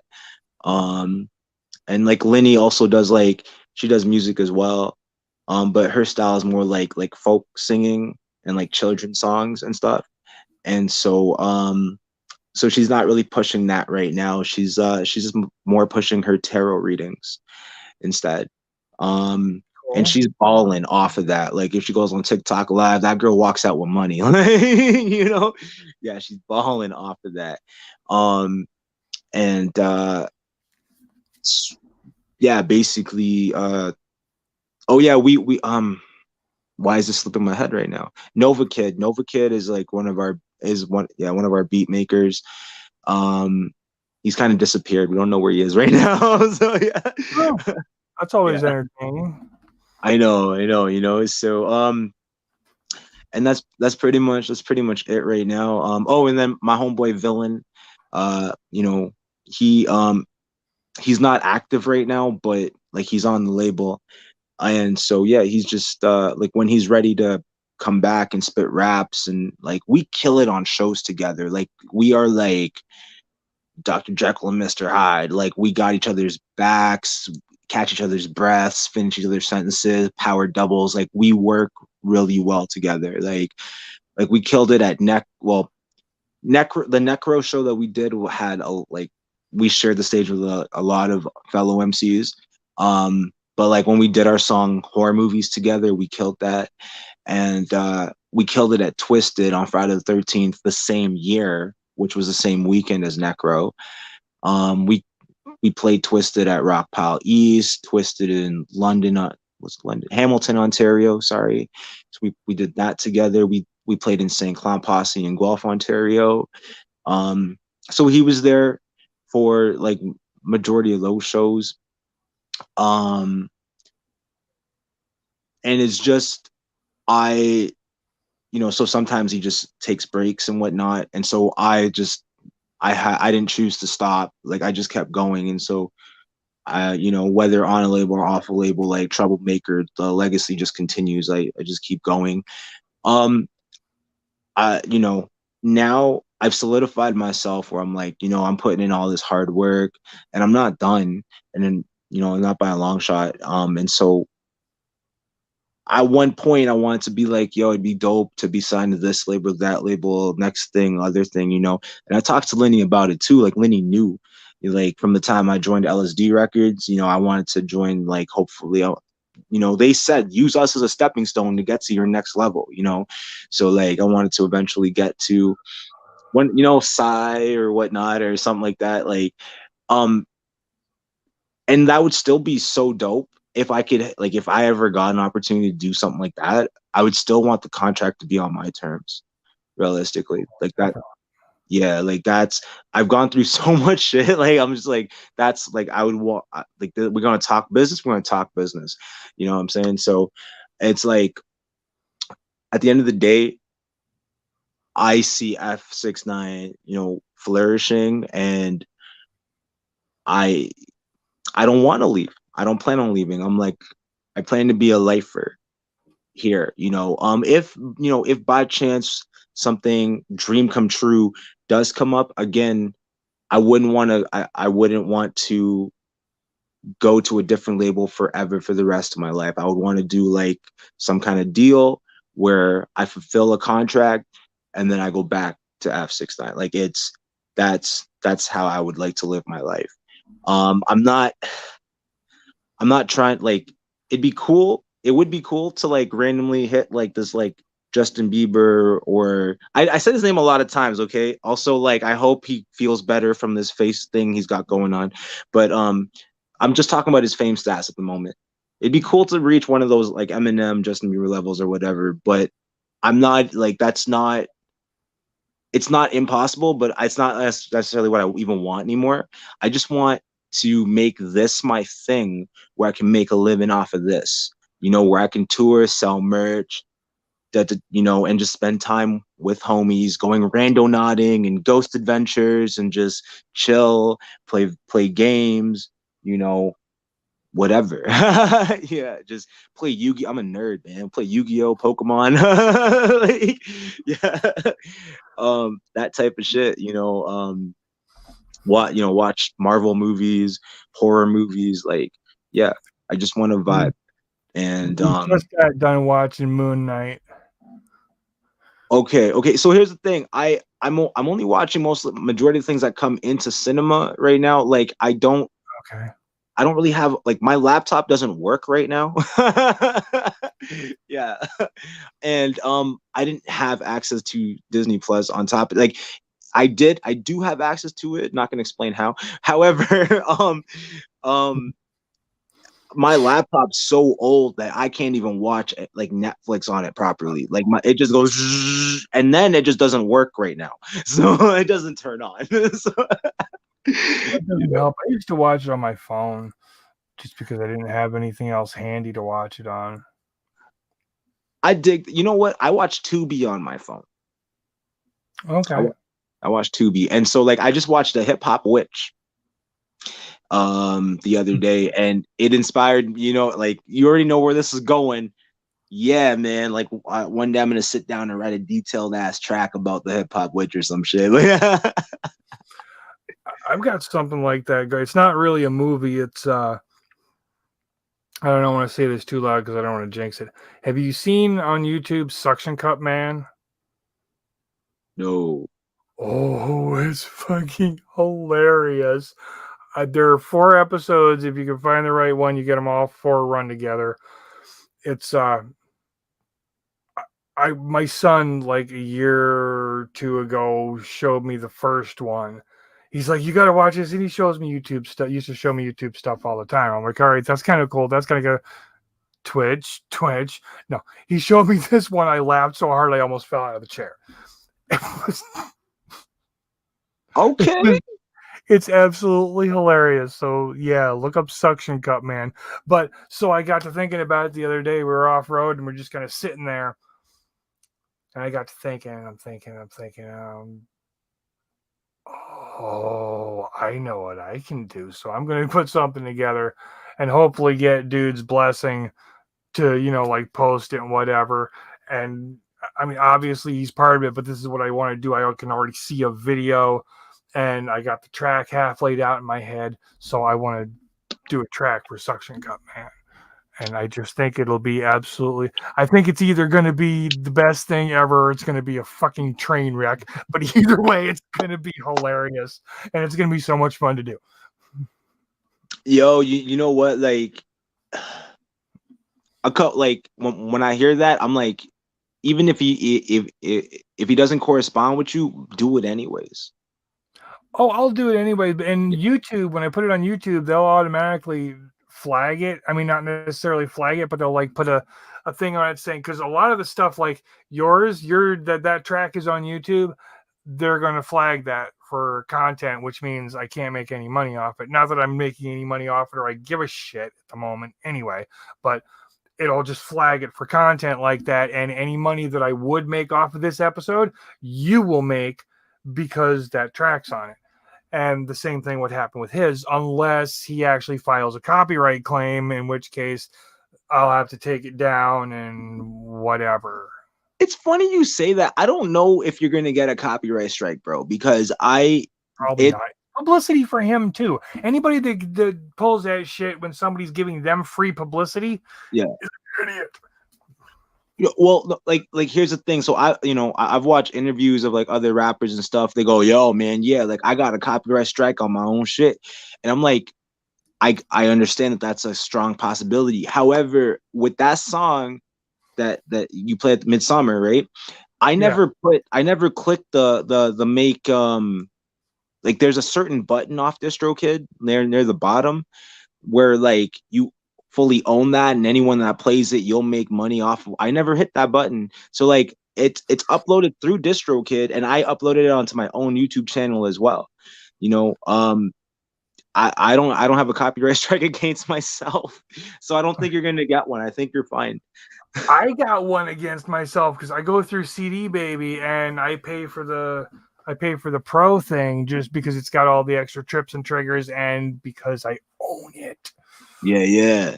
It's registered. I don't remember which one, but it's registered with one of the major companies. But they put copyright claims on my fucking shit because it's got my shit in it.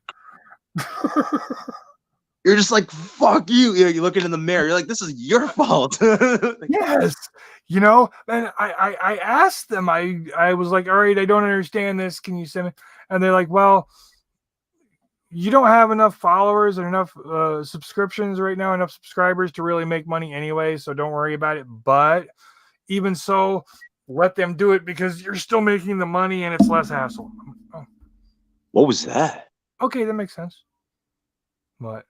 Oh, noise. I probably hit the. Oh man, that was so synchronized. Let it just happen.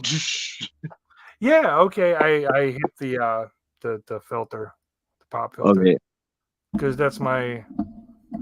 Well, yeah, that's my camera. That's my my speaker, and my little buddy.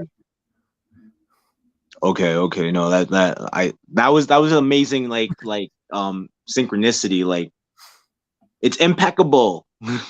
That's what happens when you talk with your hands. It just kind of and it goes like that. It's like you're conducting a fucking orchestra. So, so everything's for emphasis.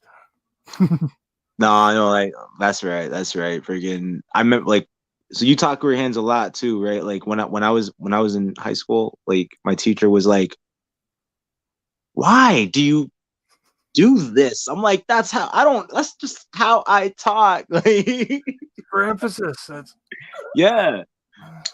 Like it's hilarious, but yes. Man, my neck be hurting because I don't have a proper chair. That's why I look so weird and I keep doing this. Yeah, I don't have a proper chair in my room at all. My chair doesn't have a back. Fuck. Yeah, it's well, you would think so, but it's actually taught me to sit up a little bit straighter, so I guess it is kind of good for your posture. All right. Well, I'm gonna try that for the rest of this. I'm gonna try that. Yeah, it forces you to sit up straight because if you try to lean back, you're gone. Oh my God. I All can't right. I can't sit in here for too long if at all if I drink too much. It just doesn't go that well. But at that point, if I have to be in here, I usually just I'm smart enough to pull the stool out, pull the chair out, and I just stand here and do what I got to do. Because this desk is that big anyway. I'm kind of being lazy, but this is me standing up. I got a tall desk. Like I'm telling you, man. Like I was trying to figure out the best way to position my phone for this. Like because I was like, first I was gonna put it over there by the TV, and I was like, I'd be able to get my Chucky poster in the back on it, and then I was like, all right, like that's I would have to stand up the whole time if I did that though, and then it would look awkward because I'd be like this or something like for the whole thing. Because there's not a lot of space here, and then my entire room is chaos right now because like we're just packing and putting stuff away and stuff like that. And so when I put my phone to charge right before I was doing my makeup, and yeah, like by the time I came back, I was like, oh, you know what? I'll just set Chucky up back there, and so it's cool. It's cool. He's got my back. Yeah, no fucking doubt. All right, well, okay, brother. I got one more question for you, and we're gonna have to do something about calling this because I'm gonna turn into a pumpkin. I gotta get up like before the fucking roosters. All right. Yeah, I got it. I'm gonna make that money, and unfortunately, in my job, that means I gotta get up at the crack of ass. So, one more question for you. If you could pick any two artists, one still with us, one deceased, one passed on, to work with, whether it be separately or on a collab, the three of you together, who would it be? Okay, so two artists, one passed, one alive. Yes.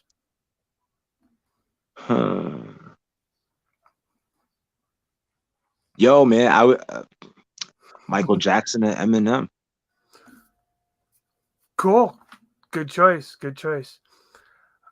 My living one kind of varies from day to day. Sometimes it depends on who I'm into and who I'm really, whatever. But and I've worked with so many people since I've been in the underground that kind of takes names off the list. But my past is most definitely is now, and as far as I can see for the foreseeable future, always will be Prince. Absolutely. That was a great loss. But there are so many, I mean, he's like top of the list and always will be. But Peter Steele from Typo Negative, Kurt Cobain, Cliff Burton, and the list goes on and on and on and on and on. Randy Rhoads, but as far as living, like I said, it kind of depends and varies from day to day and where my mind is.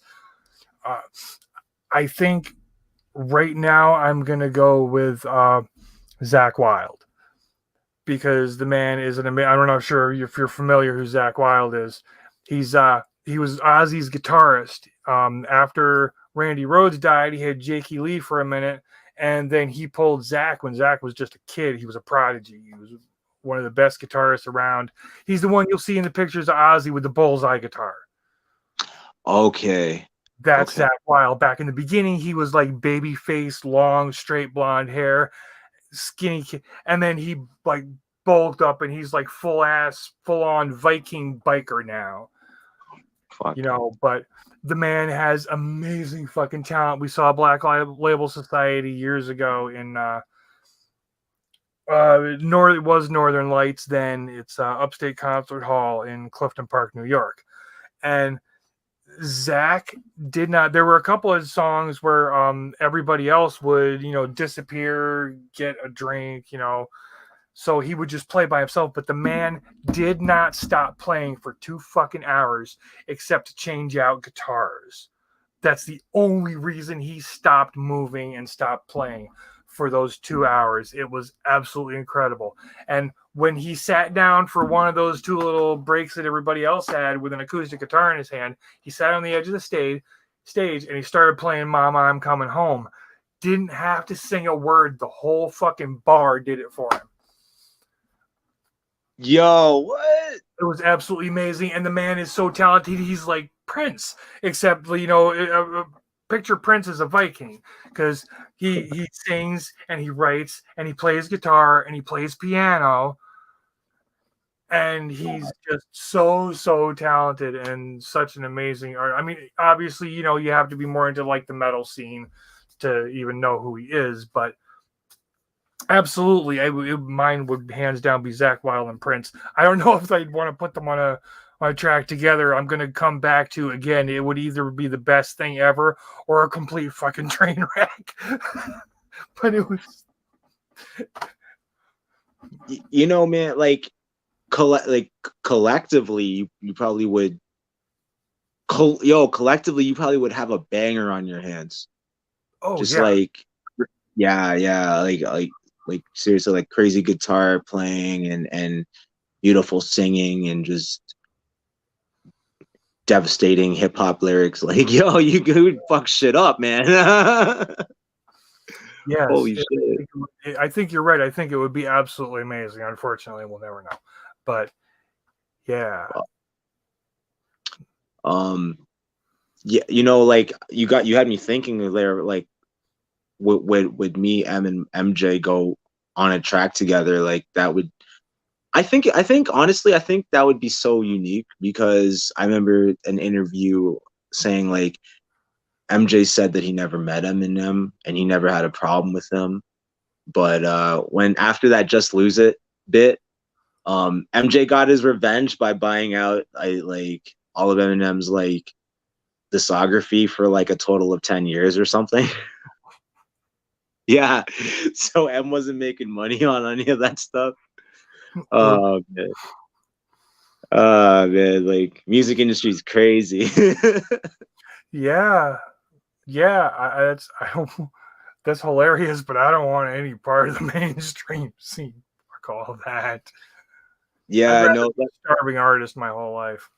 It's crazy because, like, we come across to a lot of people as some dark weirdos, but mainstream, yes, but like, I'm like the mainstream is more fucked than we are in regards to, like, I don't know how you like I believe in the Illuminati and shit, and I just think like a lot, like this is another episode, but I'm telling you, man, like if Little Vicky's correct and they want your blood before you enter a Hollywood party, like goodbye. Yeah, I'm not going into that party, bro. Like, you guys are strange, extremely strange. Too strange for my strange ass. Right? Fuck yeah. All right. Well, we're definitely gonna have to make that one another episode. We're gonna have to do this again at some point, brother. But I'm gonna turn into a pumpkin. It's been almost 2 hours. So we're gonna cut this a little short. So thank you everybody who's been in and out, and everybody who will be watching this afterwards. Troublemaker, the rapper.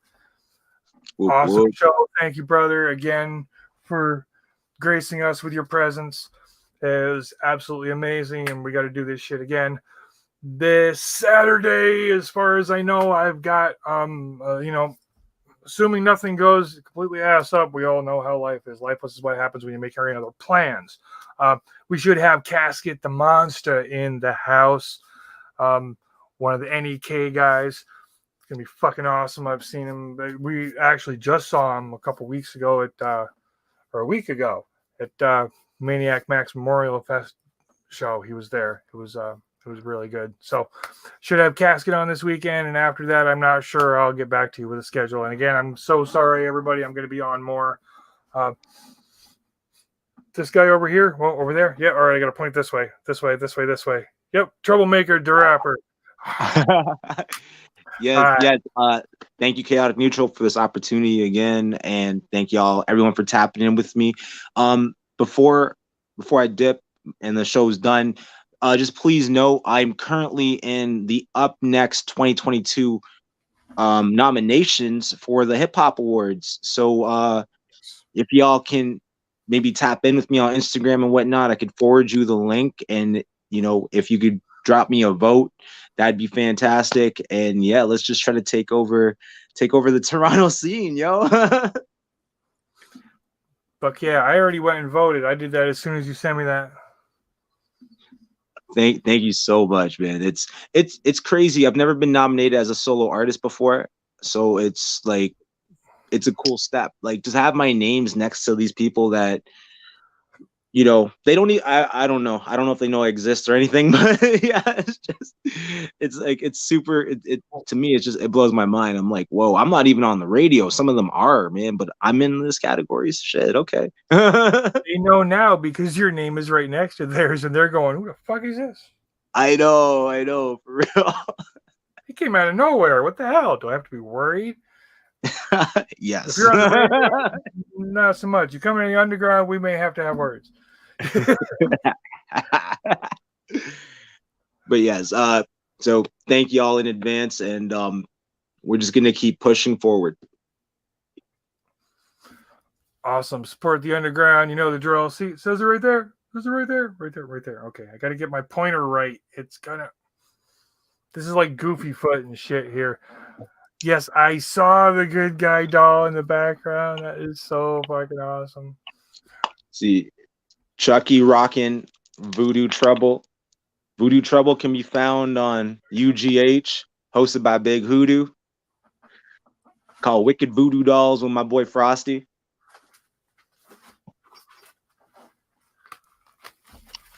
That one. Yes, that one. I do have a couple of these. I have. Okay, I already had 72 because I got it with lasers and poison. I have 71. I have 70. I have 73. I don't have 74. But I'm on 75 and I got a shitload of those. But anyway. Yes, awesome. So yeah, I got all your links on the you checked out the No Haters page, right? Your artist page. Yes, thank you, man. And we're gonna keep building, keep growing, and a couple of things. Like, you know what? Like, I guess we'll talk offline. Yeah, because I don't want to. Yeah, we'll just talk offline. All right, Top secret stuff for the people. Yes, they'll get the information later. Yeah. Love y'all. We will see you next time. Peace the fuck out. Where is it? Bye.